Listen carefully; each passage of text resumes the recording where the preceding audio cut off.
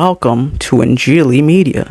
ناظرین، انجیلی میڈیا کے plate form سے آج میں آپ کے سامنے ایک چھوٹی سی تمثیل شیئر کرنا چاہتا ہوں۔ یہ تمثیل بائبل مقدس میں نہیں ہے، لیکن انسان اور خدا کے رشتے کو سمجھنے میں یہ ہمارے لیے نہایت مددگار ثابت ہو سکتی ہے۔ جب خدا نے مچھلی کو بنانا چاہا تو وہ سمندر سے ہم کلام ہوا تو مچھلی بن گئی۔ جب خدا نے درخت کو بنانا چاہا تو وہ زمین سے ہم کلام ہوا تو درخت بن گئے۔ لیکن جب خدا نے انسان کو بنانے کا ارادہ کر لیا تو وہ خود سے ہم کلام ہوا اور کہا، آؤ ہم انسان کو اپنی شبیہ میں بنائیں۔ پیدائش پہلے باب کی 26ویں 27ویں اور 28ویں آیت دیکھیں۔ اگر مچھلی کو پانی سے جدا کر دیا جائے تو مچھلی مر جاتی ہے، اسی طرح اگر درخت کو زمین سے اکھاڑ کر جدا کر دیا جائے تو درخت مر جاتا ہے۔ بالکل اسی طرح اگر انسان کو خدا سے جدا کر دیا جائے تو انسان مر جاتا ہے۔ جیسے مچھلی کا ماخذ،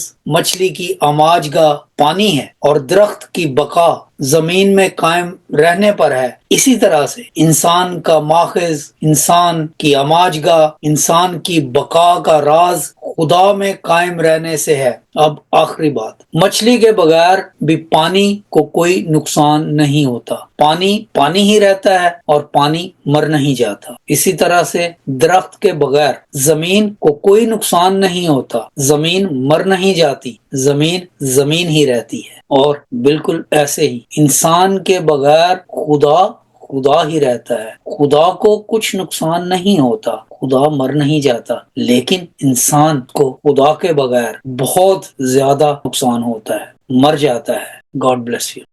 Thanks for watching.